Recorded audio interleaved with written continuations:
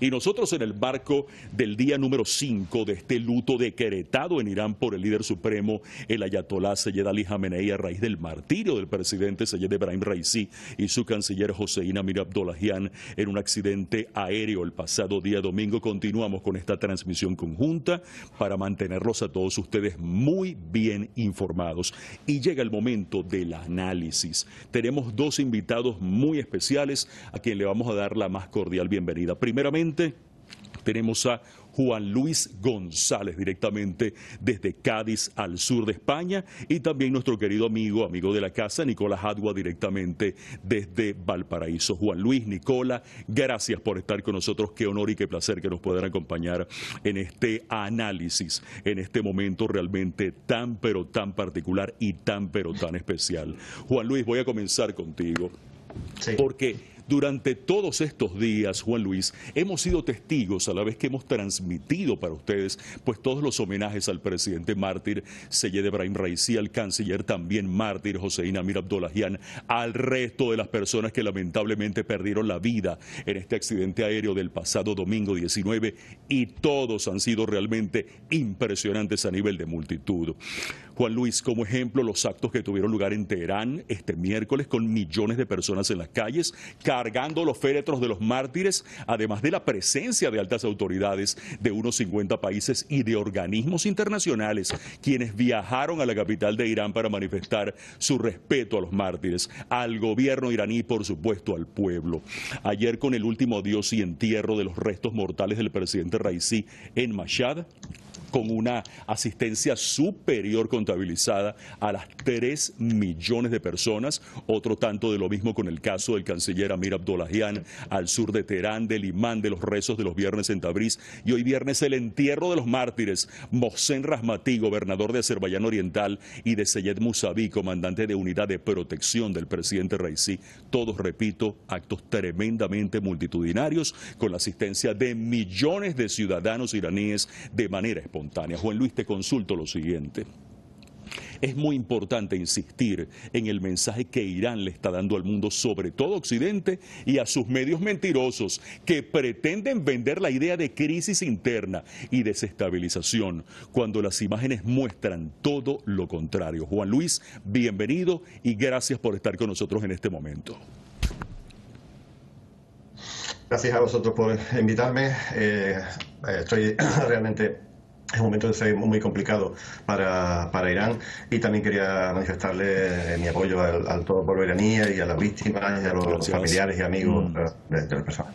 También darle un saludo al compañero Nicolás, con el que hemos coincidido muchas veces en estas lides. Qué bueno. Y en el papel de los medios occidentales en relación con los sucesos de Irán, y se puede aplicar incluso a todas las leyes de la resistencia en estos últimos años, es absolutamente lamentable, ¿no?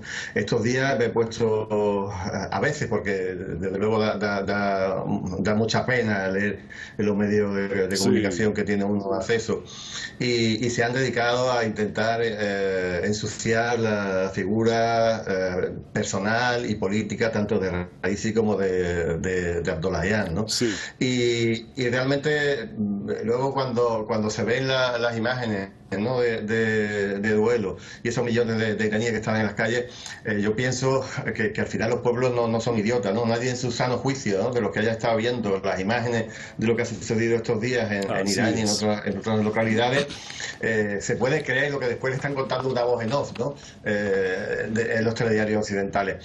Al final yo creo que esas imágenes se quedan grabadas en la retina. Una imagen vale más que 1000 palabras, como dice el refrán, y creo que esto ha sido un golpe durísimo y una enseñanza durísima a la que le ha dado el pueblo de Irán, el pueblo de Irán y la cantidad de países que han venido a solidarizarse con Irán en estos días, ¿no? Que yo no he visto en mi vida tantos días de luto que han pedido muchos países, algunos muy cercanos, otros no tan cercanos, por la desaparición trágica de un presidente y de su séquito, ¿no? Bien, Nicola, bienvenido, gracias por estar con nosotros. Por otra parte, fíjate lo siguiente, no nos podemos quedar cortos en remarcar una vez más y las veces que hagan falta, Nicola, lo destacábamos ayer inclusive, ese compromiso declarado, asumido, ratificado por las autoridades provisionales iraníes y sobre todo destacar, Nicola, los testimonios del pueblo iraní sobre la necesidad, pero sobre todo el deseo de que las autoridades que resulten electas en los comicios del próximo 28 de junio continúen la labor que venía desarrollando el presidente, hoy mártir, Seyed Ebrahim Raisi, a quien definen como el presidente del pueblo, y hasta tal punto de que si no se siguen sus políticas, quienes lleguen al gobierno serán inmediatamente y radicalmente rechazados por el pueblo iraní. ¿Cómo podemos interpretar este sentir popular, Nicola, y de sus autoridades provisionales? Ojo, también es la postura, sobre todo, del líder supremo, del ayatolá Seyed Ali Khamenei. Nicola, bienvenido y gracias por estar aquí. Gracias, Juan. Carlos, un agrado conversar contigo y saludarte. Gracias. Lo mismo a nuestro buen amigo Juan Luis, que tal como dice, siempre nos hemos visto en muchas, hemos coincidido en muchas partes.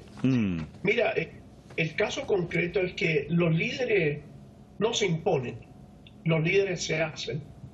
Y cuando los pueblos interpretan y sienten y expresan ese cariño, ese aprecio por ese liderazgo, es porque la persona en sí se lo ganó en la práctica real de los hechos. Entonces, en este caso concreto, aquí lo que pasa es que el pueblo, gobierno, Fuerzas Armadas en Irán, si bien es cierto que algunas veces, algunos momentos, pueden haber algunas discrepancias o diferencias, no es menos cierto que ese trío de pueblo, gobierno, Fuerzas Armadas están unidos. Sí. Están unidos porque saben, ven y comprenden las conspiraciones permanentes que tiene Occidente hacia Irán y que no va a dejar de conspirar, claro, ni ahora ni en 20 años más.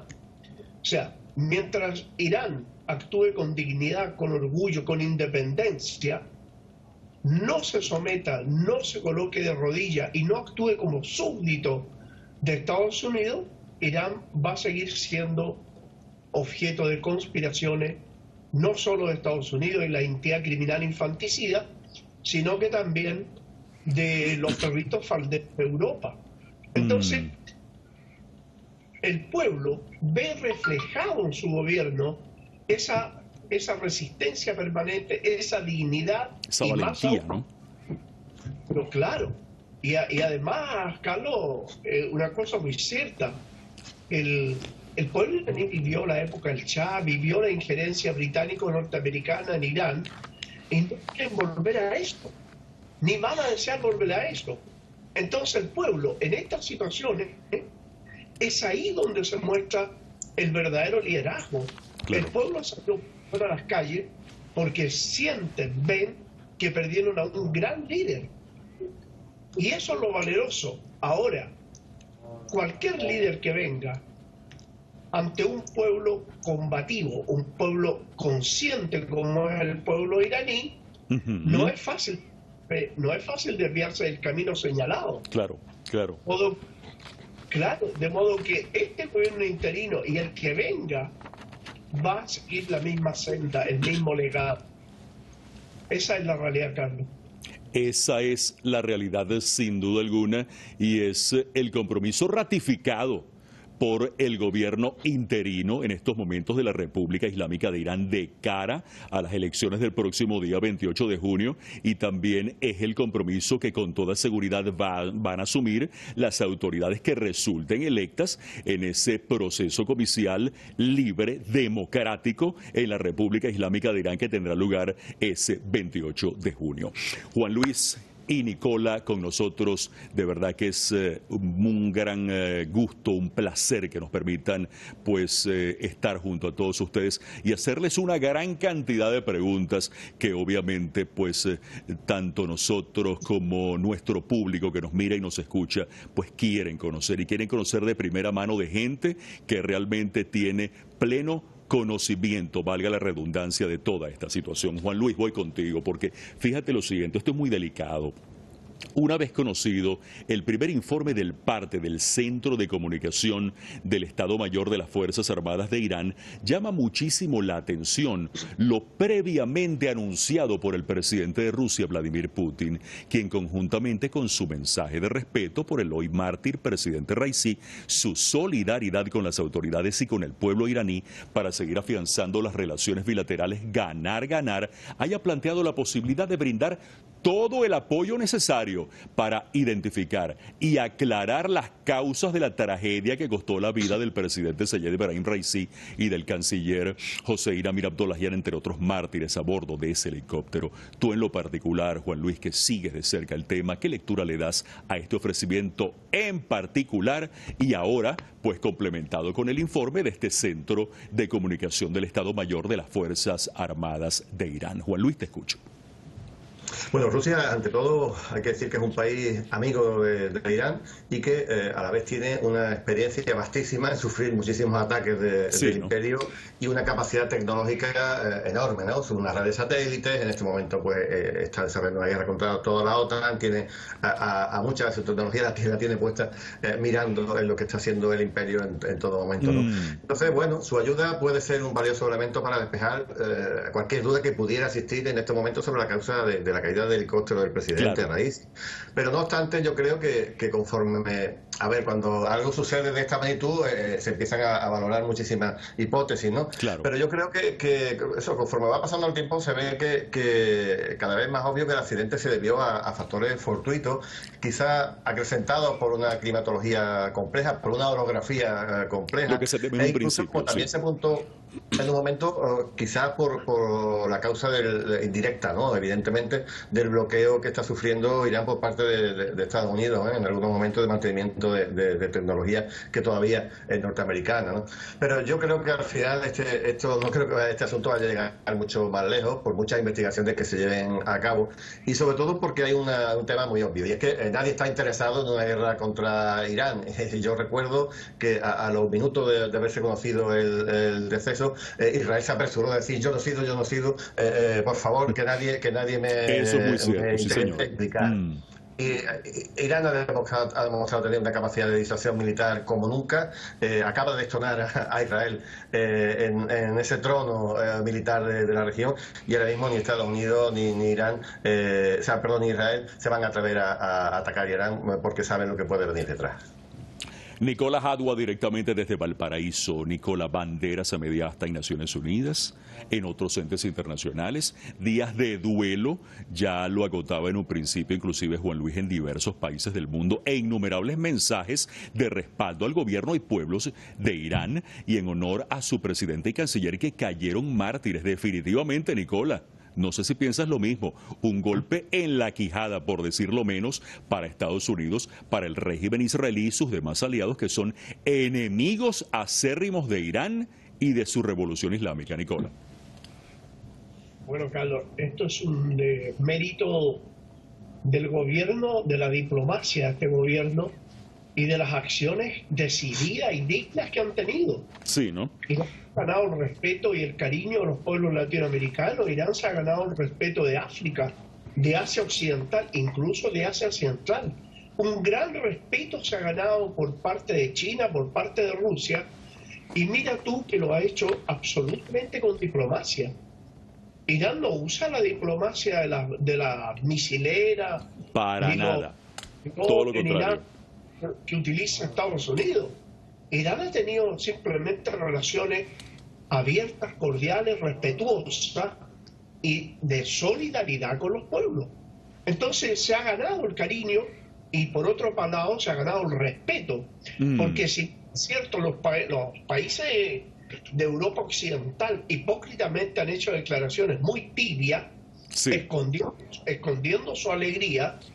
Pero no es menos cierto que los pueblos y las organizaciones sociales en Europa reconocen en la dirigencia iraní un ejemplo para el mundo entero y principalmente para los pueblos del tercer mundo. De modo que la bandera media asta a veces resulta incluso hasta poco, considerando la envergadura del mensaje y en la práctica real de los hechos que ha hecho Irán al mundo. Porque fíjate tú que Irán ha apoyado irrestrictamente a Venezuela, a Cuba, a Nicaragua, a Bolivia. En África, a los países de Burkina Faso, Malí, Níger ahora. En Asia Occidental, a Palestina, Irak, a Siria. Entonces, y aún así, estando bloqueado brutalmente por el imperio. Entonces, ¿cómo no reconocer, cómo no respetar y cómo no sentir cariño por un país, un gobierno y un pueblo que ha actuado de la manera que actuó Irán? Generosa. Y valiente. Y fíjate valiente, tú, claro. el envío de los 5 barcos para abastecer de gasolina a Venezuela en un momento que el imperio se... Muy crítico. Las manos, se refregaba las manos de felicidad pensando que el gobierno venezolano caía. Bueno, ahí estuvo Irán. Ahí estuvo Irán, ahí llegó Irán, a pesar de que el imperio amenazó con hundir los barcos, con atacarlos, con incrementar mayor bloqueo. Irán continuó rumbo a Venezuela. Y llegaron los 5 barcos. Y llegaron los 5 barcos. ¿Y eso qué significó? Significó, Carlos, un tremendo cariño que hay en América Latina por Irán. En América Latina aman a Irán.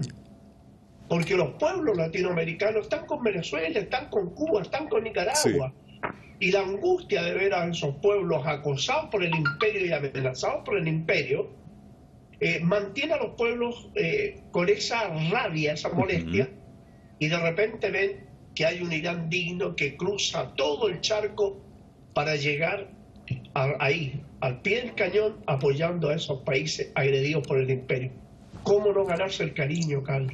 Definitivamente. Juan Luis González Pérez, directamente desde Cádiz. Juan Luis, tú en lo particular eres de los que piensas que uno de los principales retos que tendrá por delante el nuevo gobierno de Irán que resulte electo en las urnas el próximo 28 de junio será hacer frente y derrotar de manera contundente todas esas conspiraciones que seguramente no, se van a intentar generar desde el exterior, concretamente desde las perturbadas mentes de Estados Unidos e Israel, seguidos por Reino Unido, por Francia, por esa Europa lacaya, entre otros, que tratarán de hacer ver a través de sus medios de comunicación, entre comillas, expertos en el engaño, que en la República Islámica de Irán hay una crisis general agudizada tras la desaparición física del presidente Raisi. Nada más lejano de la realidad. Juan Luis, te escucho.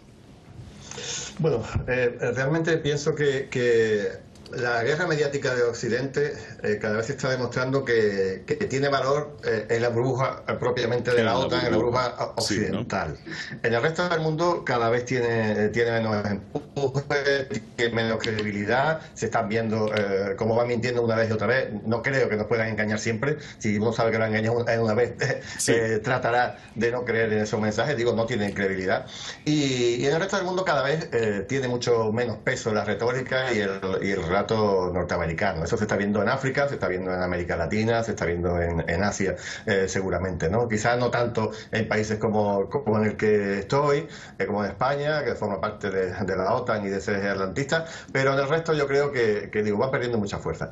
Y en eso no cabe duda que tiene mucho que ver medios como este, ¿no? Como Hispan TV, como Telesur, como RT, Al-Mayadin, tantos otros, y fundamentalmente también algunas de las redes sociales que se han ido creando al amparo de esta revolución de la información. Y bueno, lo que sucede es que como decimos aquí, la mentira tiene las patas muy cortas, y por mucho que insistan, la triste realidad para Estados Unidos se va a acabar imponiendo dentro de muy pocos días. El periodo de transición es realmente corto. Yo creo que Estados Unidos, Israel o Europa no estaban preparados para fraguar una injerencia de este tipo, y antes que se den cuenta las instituciones de la República Islámica van a estar funcionando, y esta es la cosa. Bueno, ahí está la figura del líder Jamenei para ser el soporte, ¿no? que dé fortaleza y que no haya ningún tipo de vacío de poder como algunos están diciendo. Bien, nuestro minuto a minuto, nuestra transmisión continua no se detiene y en este momento proseguimos con el análisis. Nicola, queda claro que estas conspiraciones no serán solo a través de estos medios de comunicación tarifados, sino que intentarán crear inestabilidad a lo interno, generar violencia a lo interno.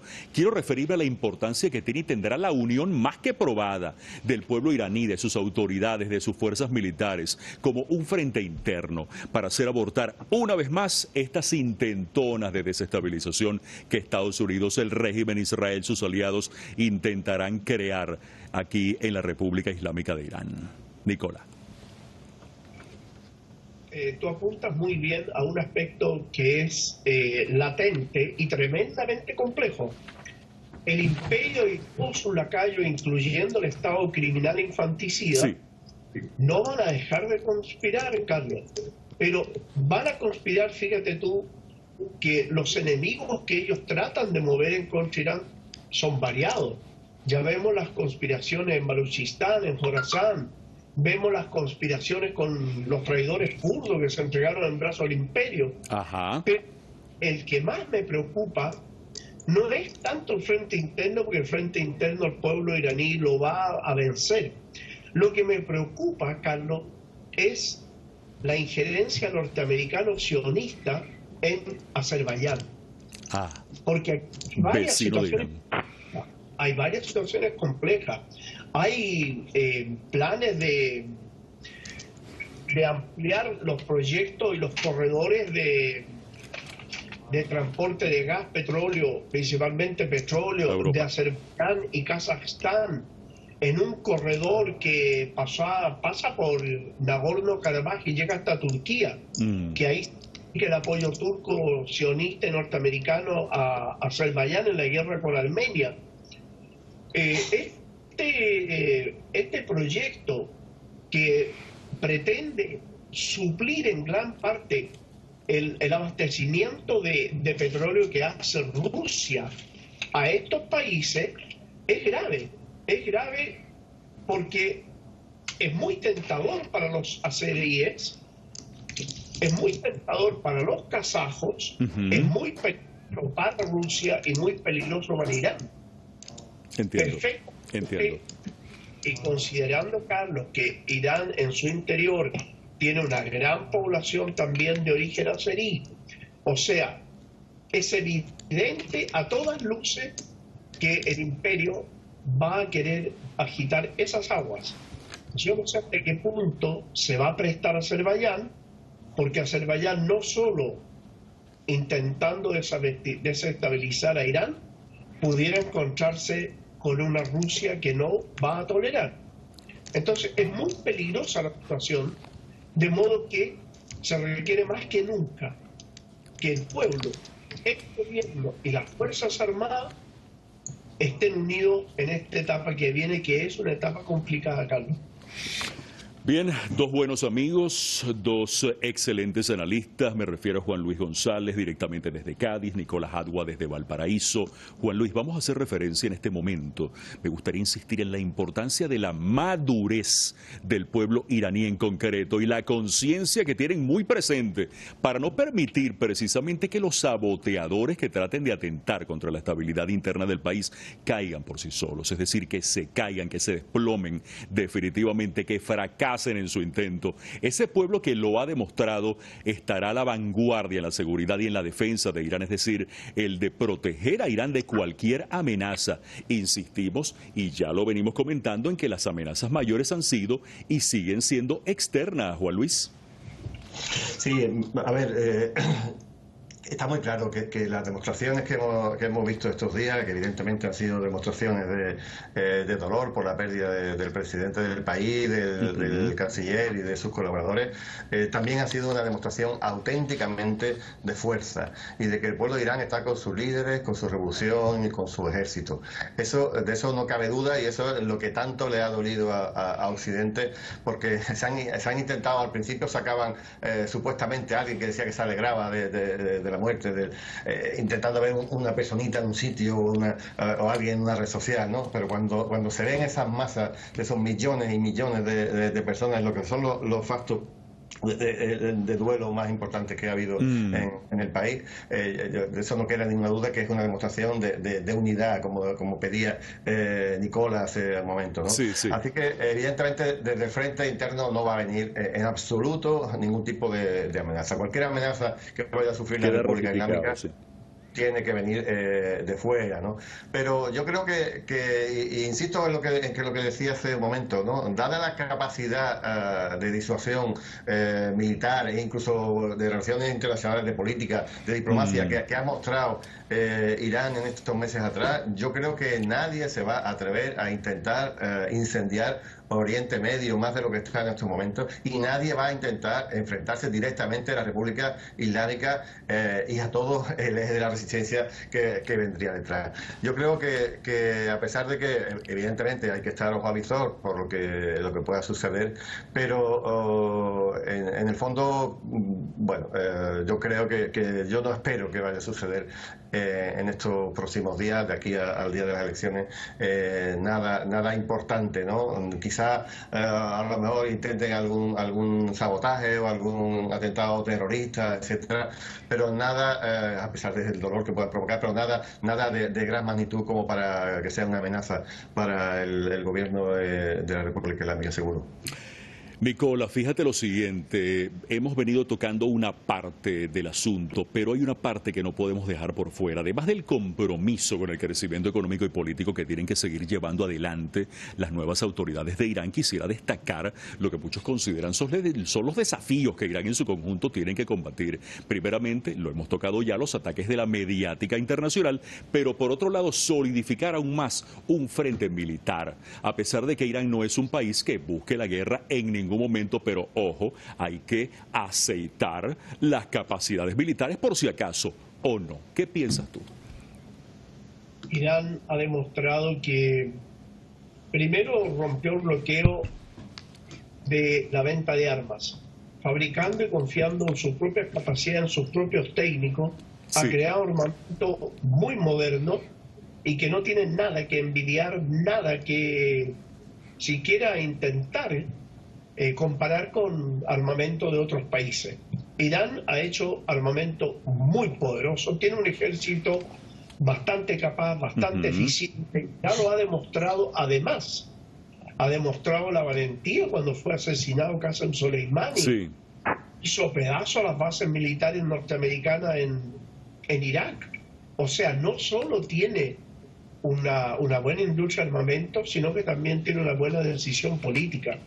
Fíjate, Carlos, que si tú me das un minuto quisiera explicar algo que dijo Juan Carlos, ¿no? O sea, Juan Luis, perdón. Juan Luis. Fíjate que cuando Estados Unidos se encuentra en peligros, decadencia como la que tiene ahora y que se le va a venir todo encima de la cabeza, lo que hace Estados Unidos crea inestabilidad en diferentes partes del mundo. Y una de las partes donde crea inestabilidad es justamente Asia Occidental. ¿Por qué razón? Porque cuando el dólar va a la baja, al crear inestabilidad, la gente se refugia en el dólar. Mucha gente se refugia en el dólar. ¿Y qué hacen los norteamericanos? Emiten más dólares, la gente se refugia, el dólar sube de precio y le significa a los norteamericanos una estabilidad en su moneda mayor. Siguen distribuyendo la inflación en el resto del mundo y estabilizan su economía, Carlos. Entonces, la inestabilidad bien pudieran hacerla por medio de azuzar a los azeríes en contra de los iraníes, que es un sueño tanto del Estado infanticida como de ellos. Así que en ese sentido, si bien es cierto, quizás Estados Unidos directamente no va a ir a una guerra, no es menos cierto que va a utilizar a terceros. Esa es la... Ahora, volviendo a la pregunta inicial tuya, Irán ha creado el suficiente poderío defensivo, ultra defensivo. Así es, defensivo principalmente, porque nunca han dejado de amenazar a Irán. Nunca han dejado de amenazar a Irán, Reino Unido, Francia, Alemania y Estados Unidos. Y para qué decir la entidad criminal infanticida que vive amenazando a Irán. Entonces, Irán tiene que seguir desarrollando armamento, porque además, Carlos, la notificación que le ha hecho el imperio al mundo, y quedó muy nítido con el caso de Corea del Norte, que armas, que si no te preparas para la guerra, el imperio te va a pasar por encima. Así que esa es la notificación nefasta que le hace el imperio al mundo. Wow. Bien, Juan Luis, fíjate esto. Quiero realmente tu orientación en este sentido, porque durante el gobierno del presidente Raisi, Irán se ha integrado a mecanismos de cooperación como el caso de los hoy BRICS Plus, la Organización de Cooperación de Shanghái, la Unión Económica Euroasiática. Está en proceso la ruta de la seda con China, entre muchos otros. ¿Cómo influyen todas estas iniciativas en enfrentar los daños causados, obvios, por las sanciones de Estados Unidos y Occidente? Fíjate tú, en el caso de la ruta de la seda, bien sabemos que Irán es un país muy importante en cuanto al replanteamiento en la configuración de corredores para el tránsito económico, pero sobre todo ser un corredor para el establecimiento de estrategias que lleven a la justicia social y a la paz. Esta fue la idea, y será parte también del legado de Seyed Ebrahim Raisi con Hossein Amir Abdollahian como canciller, y esto tiene que continuar. Juan Luis, te escucho. Bueno, está claro que cuando empiecen a rodarse esas estructuras aún jóvenes, ¿no? Del mundo multipolar, cuando empiecen, yo creo que no hace falta esperar mucho, que estamos hablando ni siquiera de medio plazo, de corto plazo, ¿no? Cuando empiecen a rodarse estas estructuras que están en proceso, además de crecimiento exponencial en estos momentos, la fortaleza de Estados Unidos y Occidente se va a quedar reducida prácticamente a la nada. Esas sanciones de las que han estado viviendo, utilizando el dólar como herramienta o como arma de guerra, van a quedar reducidas a medidas simbólicas. Y además no podía ser de otra manera. Después de que hay más de casi 30 o 40 países que están sancionados y están bloqueados, era cuestión de tiempo que se pusieran en común y se creara esa alianza roja y verde que llaman, ¿no? Verde por el Islam y roja por los países revolucionarios, fundamentalmente más de América Latina o la propia China. Y al final se van a quedar sin poder real sobre la economía de otros países, y además ahora mismo con el crecimiento tan enorme que está teniendo la tecnología, tanto industrial como militar, fuera del propio monopolio norteamericano, como está demostrando Rusia, está demostrando China, el propio Irán, etcétera. Creo que estamos viendo cómo está surgiendo un nuevo mundo que se está ubicando fuera del alcance de los Estados Unidos y fuera del alcance del dólar. No nos olvidemos que en los BRICS Plus ahora mismo se está hablando de una nueva moneda. En principio se están haciendo los intercambios en monedas locales, pero que incluso también se está buscando posteriormente en los propios bancos del BRIC un respaldo del oro, ¿no? Entonces, pues si algún país no quiere tener muchos rublos acumulados, pues bien, lo puede cambiar por oro, que eso es intercambiable. Y de hecho, estos días, si bien como dice Nicola, es totalmente cierto que se está convirtiendo, a pesar de los pesares o de lo que muchos pronosticaban, que el dólar iba a ser una moneda que iba a ir decreciendo, en estos momentos es una moneda de reserva en este momento tan proceloso y tan complejo, pero el oro está alcanzando máximos históricos. Yo creo que de aquí a unos años el mundo va a dejar de pagar el déficit de Estados Unidos por el obligatorio uso de la moneda mundial para comprar insumos muy complejos, ¿no? Y como decía, bueno, pues con esto de la ruta de la seda, bueno, incluso de algunos países que hemos dicho que están, o algunas regiones que están aliándose o alejándose de Estados Unidos, hay un dato que a mí me hace mucha gracia, que sucedió hace un par de días con respecto a África, ¿no? África es una de las regiones que más ha sufrido el mundo basado en reglas norteamericanas, ¿no? Pero hace 2 o 3 días el presidente nigerino dio una rueda de prensa o una entrevista, perdón, a un medio norteamericano, creo que fue el New York Times o algo así, uno de dos, y dijo que es que Estados Unidos le había prohibido relacionarse con Irán. Con Irán y con Rusia, ¿no? También, ¿no? Y que directamente Níger dijo, no, a mí nadie me va a prohibir tener relaciones con Irán, y es uno de los motivos por los que ha roto las relaciones y ha echado a las tropas. Literalmente a los franceses.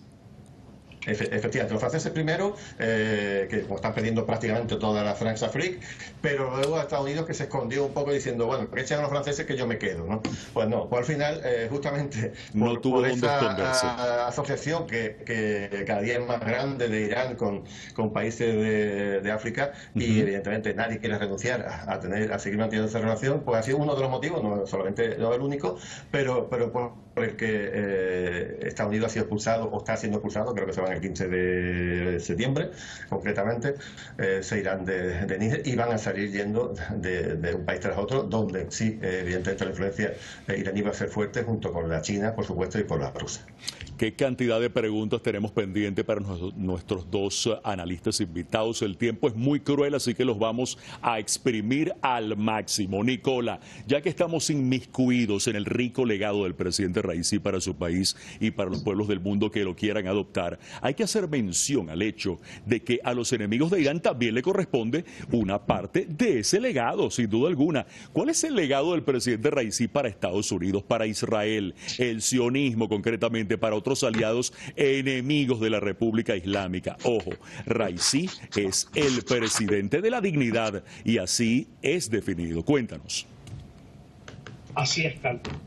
El término presidente de la dignidad es lo que más se ajusta a la realidad de los hechos. Pero no solo el presidente, Carlos, sino que hay que, en entera justicia, el presidente, es cierto, es la persona que pone el pecho adelante. No es menos cierto que detrás del presidente está el gobierno, están las Fuerzas Armadas y está el pueblo. Claro. O sea, el legado de Raisi es una alianza, ¿no? Es el legado de Irán ante el mundo entero, porque Irán es un ejemplo para los pueblos del tercer mundo. Irán es un ejemplo impresionante, bloqueado, peor que Venezuela, peor que Cuba, peor que todos los países. Ayuda aún así a Siria, a Irak, a los palestinos, fíjate tú, el apoyo que le ha dado a los países africanos, Venezuela, Cuba. O sea, estamos hablando de un pueblo tremendamente solidario, tremendamente decidido, que Estados Unidos y los europeos ya debieron haber comprendido que el lenguaje de la amenaza, el lenguaje de la agresión, no tiene ningún destino con Irán, ningún destino. Pero eso, claro, evidentemente el gobierno es importante, el presidente es importante, pero la mayor importancia es la unión pueblo, gobierno, Fuerza Armada. Y en este caso Irán, eso es lo que le notifica al mundo. No estamos solos, no vamos a tolerar invasión, no vamos a tolerar agresión, no vamos a perder la dignidad, no nos vamos a poner de rodillas y vamos a seguir adelante. Ese es el legado de ese hombre valiente, Carlos. Juan Luis, hemos estado también tocando el tema del sionismo y fíjate lo siguiente, muy interesante de por más. Pakistán pregona la iniciativa de que Irán potencie y se ponga a la vanguardia de un frente antisionista en Asia Occidental, a lo que yo en lo particular estoy seguro de que otros países de otros rincones del mundo, progresistas mayormente, y me refiero no solamente a la región de Asia Occidental, sino de muchas partes del mundo, se unirían con la condición de que Irán esté a la vanguardia. ¿Cómo valoras tú esta iniciativa, Juan Luis? Fíjate, hace muy pocos años realmente podíamos hablar de que Irán era un país acosado, era un país aislado, que prácticamente no podía proyectar su poderío que corresponde por el tamaño y la fuerza del país hacia el exterior. Y ahora estamos hablando de que es un país que puede liderar grupos importantes, incluso en contra del sionismo, que hasta hace nada era todo lo contrario, ¿no? Era el país que concitaba, por supuesto, el apoyo de Occidente, pero a través de su diplomacia de los dólares también concitaba muchos apoyos en el resto del planeta. Hoy estamos viendo cómo se han invertido absolutamente las tornas, y eso tiene que ver mucho con este último gobierno del presidente Ebrahim Raisi, y tiene mucho que ver con la política de alianzas que este gobierno ha seguido durante estos años, ¿no? Esta incorporación en los BRICS, BRICS, la OCS, la Unión Euroasiática, etcétera, y en la capacidad, junto con el canciller, que han tenido ambos de tejer unas relaciones de amistad sinceras, que les han hecho romper ya no solamente ese bloqueo económico puro, sino los bloqueos diplomáticos que había, ¿no? Ya digo, antes se podía hablar de que era un Estado paria, y hoy el Estado paria es Israel. Antes era Israel quien tenía la capacidad de disuasión militar, que tenía a todo el mundo asustado. Hoy realmente el miedo ha cambiado de bando, y quien tiene miedo es Occidente, y quien tiene miedo es Israel. Y creo que la decisión que habían tomado, porque si nos retratamos un poco con el acuerdo nuclear, la idea de Occidente siempre había sido el vincular el programa de misiles o incluso el programa de drones al programa nuclear. O sea, es decir, vosotros renunciáis a la pero tenéis que renunciar también al programa misilístico y al programa de drones. La sabiduría o la dureza o la determinación de mantener separados esos dos programas han supuesto el que Irán haya sido capaz de atacar una base norteamericana en Irak, o que haya sido capaz de atacar al Estado de Israel. Yo creo que esas políticas evidentemente están por encima de gobierno, son políticas absolutamente de Estado, políticas nucleares, centrales, para no equivocarnos, de un país, y esto se va a seguir manteniendo, gobierne quien gobierne, y elija al pueblo a que elija, que yo estoy seguro que elegirán una continuidad del gobierno de Raisi, por supuesto. Nicola, una pregunta a tu medida, y sé que le vas a dar con todo. ¿Qué sería de la causa palestina sin el aporte de Irán? ¿Qué sería de Palestina hoy sin el respaldo del presidente Raisi en nombre de la República Islámica de Irán, sabiendo que para el imam Jomeini la causa palestina fue y será siempre una prioridad? Cuéntame. Si no fuera por Irán, Carlos, no solo estaría destruida la causa palestina, estaría ocupado Siria, estaría derrotado Irak, Afganistán no habría podido derrotar a los norteamericanos. En definitiva, Asia Occidental, Asia Central sería mar de Estados Unidos y de la entidad criminal infanticida.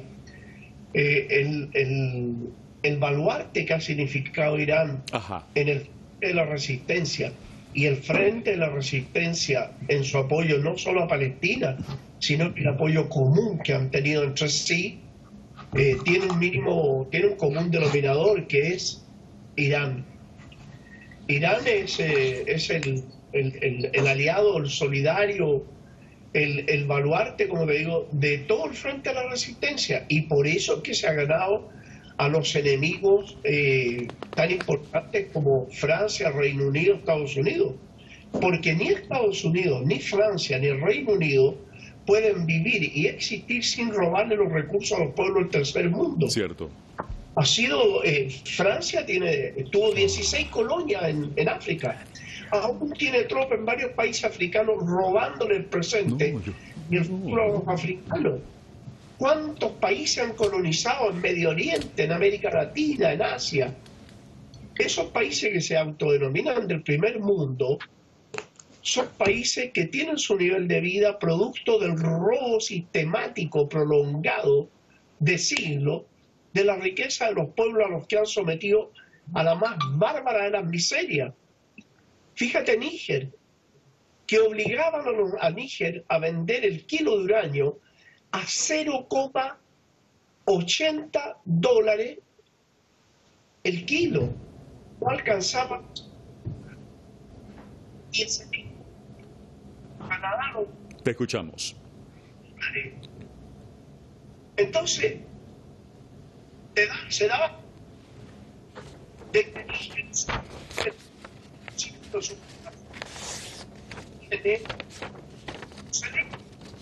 pero con el uranio de... Tenemos problemas con el sonido con Nicola. Nicola, tenemos problemas con el sonido. Podemos continuar. El sonido mío. Ahora está mejor el sonido. Ahora está mejor el sonido. Nicola, por favor, háblanos.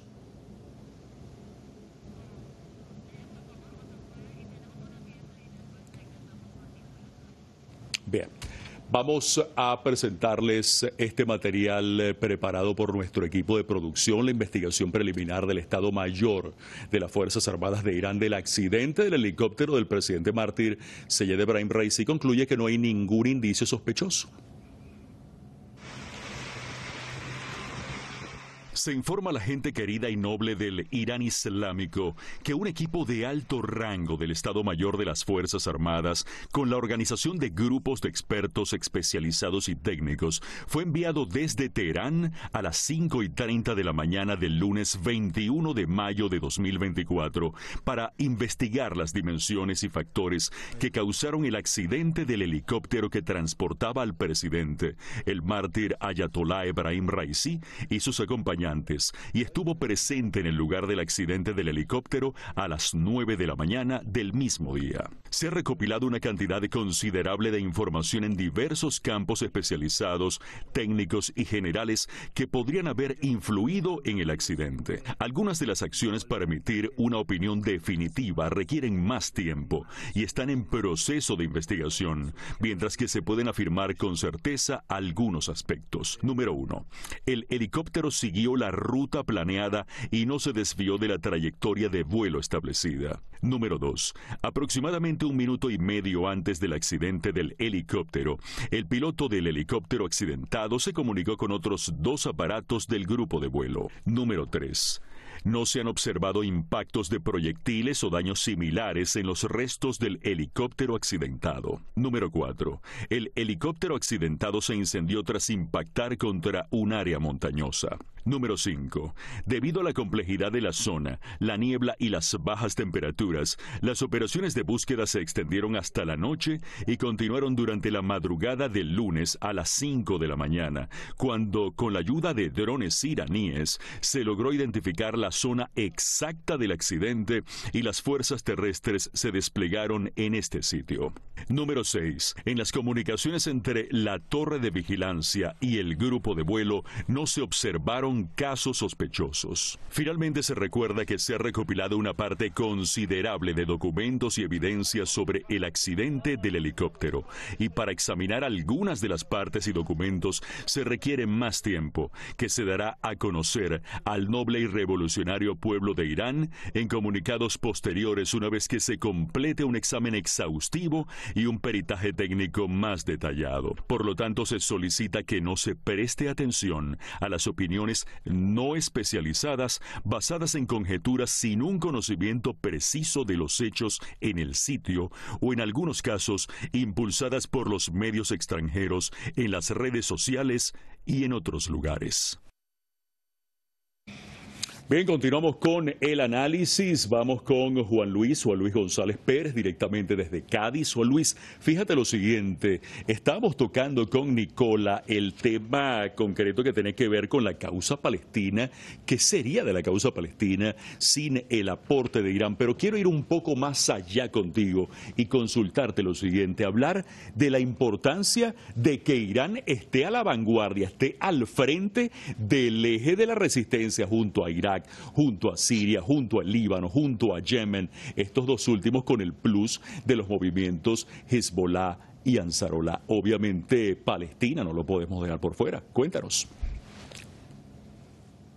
Bueno, es evidente que la causa palestina estaría absolutamente destinada a, siento decirlo, pero prácticamente al fracaso, si no llega a ser por otro mártir, Soleimani, que habría que traer un poco a colación, y por el papel que ha efectuado Irán liderando el eje de la resistencia y proporcionando tecnología, know-how, materiales, armamento, etcétera, a todo el eje de la resistencia. Hoy vivíamos un momento en que prácticamente se estaba hablando ya de la anexión de Cisjordania.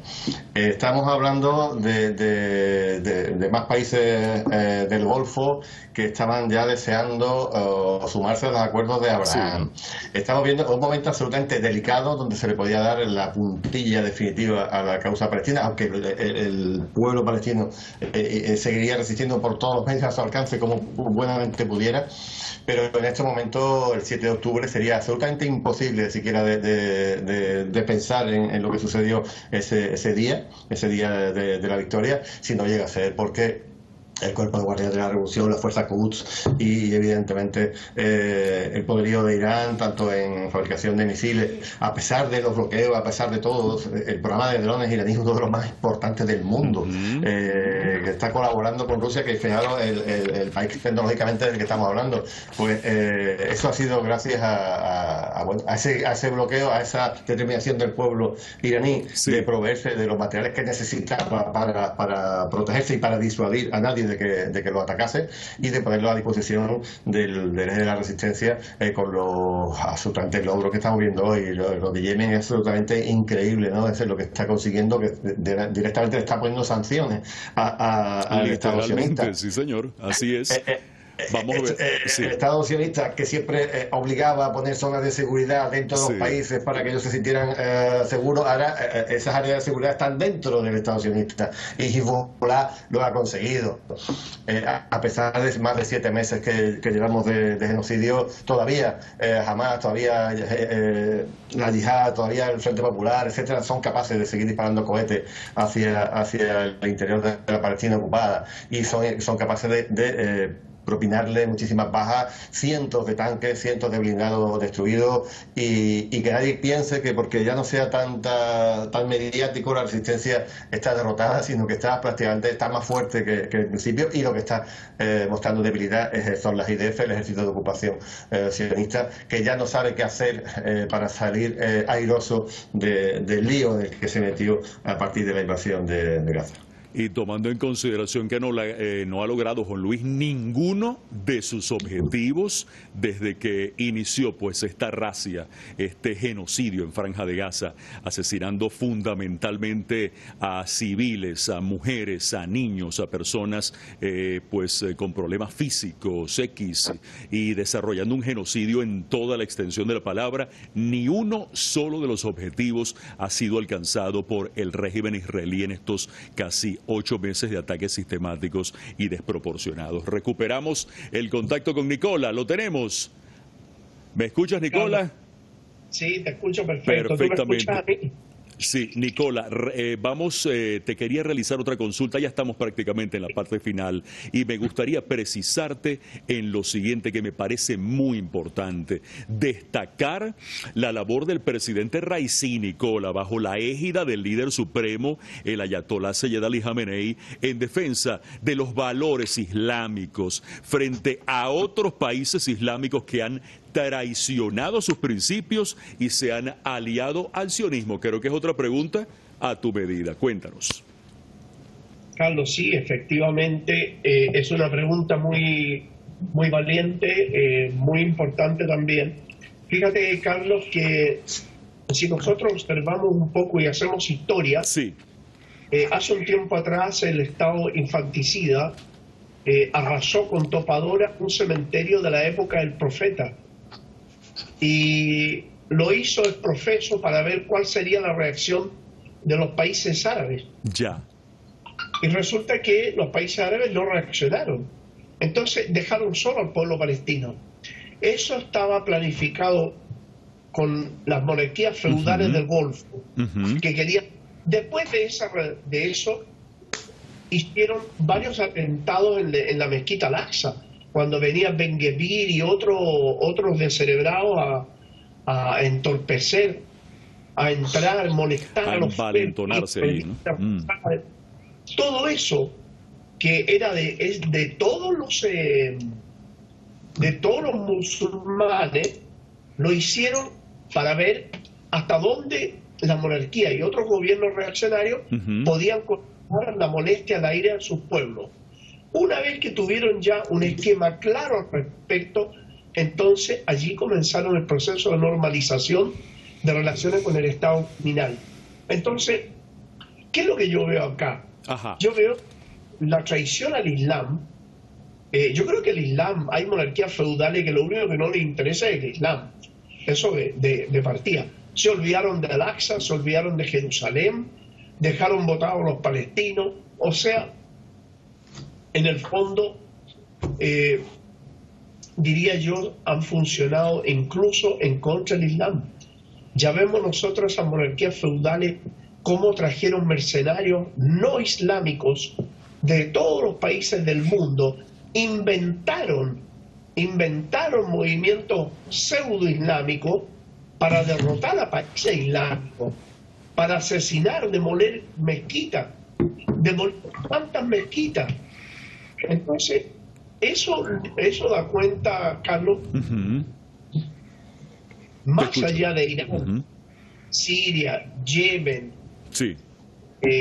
Qatar, diría yo, Argelia, el resto de los países no les interesa ni el Islam, ni el Al-Aqsa, ni Jerusalén, nada de eso. Están absolutamente al margen.